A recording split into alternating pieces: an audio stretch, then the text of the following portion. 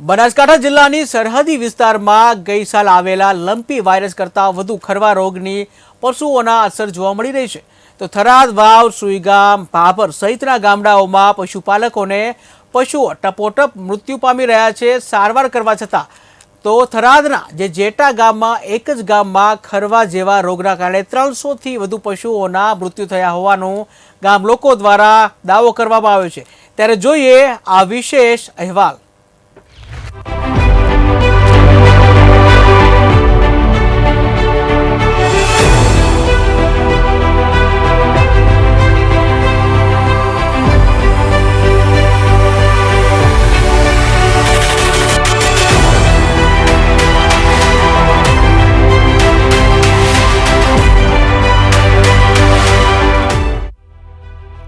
બનાસકાંઠા જિલ્લાના થરાદ, વાવ, સુઈગામ સહિતના ગામડાઓમાં ખરવા જેવા રોગના કારણે ગામડામાં પશુપાલકોના પશુઓને અત્યારે પ્રાથમિક સારવાર કરવા છતાં દૂધાળા ગાભણ તેમજ નાના પશુ ભેંસો મૃત્યુ પામી રહી છે અને પશુપાલકોને ગામડાઓમાં લાખો રૂપિયાનું નુકસાન ગોઠવવાનો વારો આવી રહ્યો છે।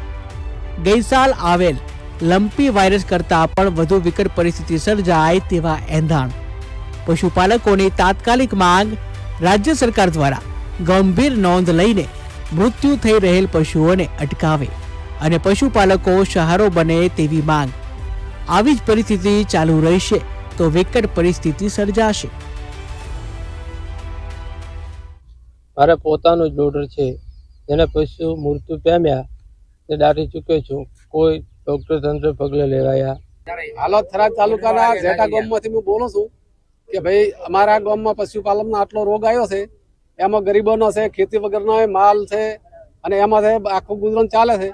અને બીજો નંબર થરાદ તાલુકા, પહેલો નંબર મલુપર ને બીજો નંબર અમારા ગામ જેટાનો છે।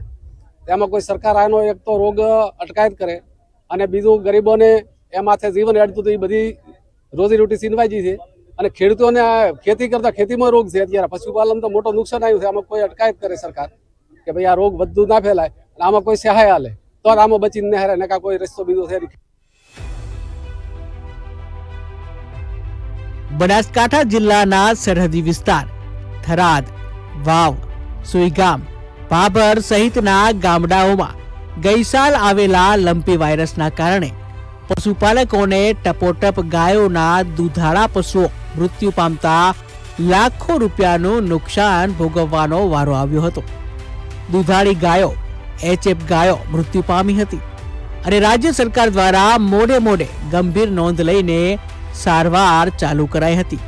ત્યારે અત્યારે ફરી સરહદી વિસ્તાર વાવ, સુઈગામ, થરાદ સહિત ભાભર વિસ્તારના કેટલાક ગામડાઓમાં હાલની પરિસ્થિતિમાં ખરવા જેવા રોગના કારણે ભેંસો, નાના પશુ, ગાભણ પશુઓ તેમજ દોહવા આવતા હોય તેવા પશુઓને મોઢાના ભાગે ખરવાની અસર, ગળામાંથી લાળ પડવી, પગ પકડાવવા જેવી બીમારીના કારણે ખોરાક છોડી દઈ 2 કે 3 દિવસની અંદર પશુઓને સારવાર કરાવવા છતાં કેટલાક પશુઓના મૃત્યુ પામી રહ્યા છે।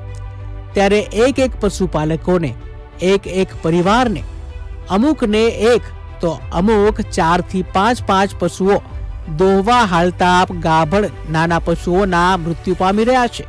ત્યારે આવા પશુપાલકો પરિવારને લાખો રૂપિયાનું નુકસાન વેઠવવાનો વારો આવ્યો છે।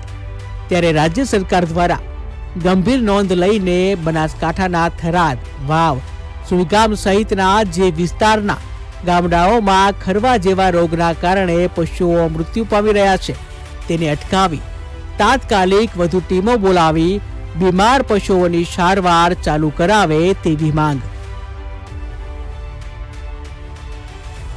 જેમાં પ્રાથમિક દ્રષ્ટિએ પહેલા અઠવાડિયા પહેલાં એમને ખરવા અને હાલમાં હૃદય અને ફેફસાની અસરના લીધે મૃત્યુ દેખાય છે।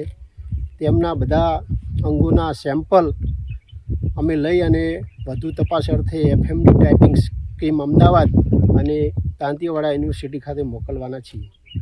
સાહેબ, આ પશુ બચાવવા માટે બીજા કોઈ પ્રયત્નો કરી શકાય કે જેને કારણે પશુ મરતું બચી શકે, તમારા અનુમાન? હાલમાં તો એમને જ્યારે તકલીફ લાગે, તાવ આવે ત્યારે તાત્કાલિક તમારે પશુ ચિકિત્સા અધિકારીને બોલાવી અને એને 3 દિવસ એને દવા અપાવવી જોઈએ. મારે 9 પશુ મરી ગયા છે અને ખૂબ તકલીફ જેવું છે. બધા ગામમાં આખે રાડ છે. નાના માણસોને પણ ખૂબ તકલીફ છે. જેને એક હતું એમને દૂધ ભરાવી અને ગુજરાન ચલાવતા હતા એમને પણ ખૂબ તકલીફ છે. ગામમાં 300 થી વધારે પશુ મરી ગયા છે. કોઈ સરકારમાં વેક્સિન બીજી હોય આપી અને કોઈ સારું એવું કાર્ય કરે તો ખૂબ ધન્યવાદ કહેવાય. અને ખૂબ તકલીફ જેવું છે. ગામમાં નાના માણસો પણ ખૂબ જ હેરાન થઈ ગયા છે. એકુકુ પશુ હતું એમને પણ અત્યારે ખાવાનો ખોફા છે. અમે દૂધ ભરાવીને ગુજરાન બધા ચલાવીએ છીએ. મારે 70,000 રૂપિયા પગાર.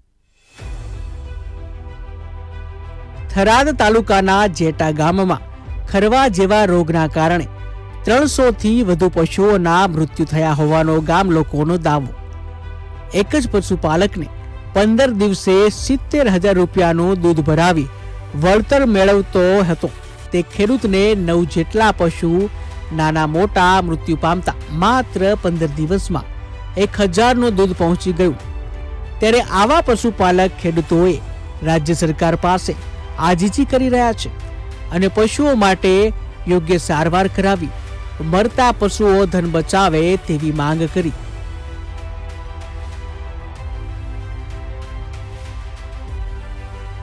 અમારા કુટુંબમાં 6 જેટલા નાના મોટા પશુઓ ખરવા જેવા રોગના કારણે મૃત્યુ પામ્યા છે. તેના કારણે અમારે અત્યારે બહુ વિકટ પરિસ્થિતિ સર્જાય છે અને માત્ર અમારે પશુપાલકોને પશુઓ ઉપર જ આશરો નિભાવવો હતો. ત્યારે આમ પશુઓ મૃત્યુ પામતા અમારે પરિસ્થિતિ વિકટ સર્જાય છે.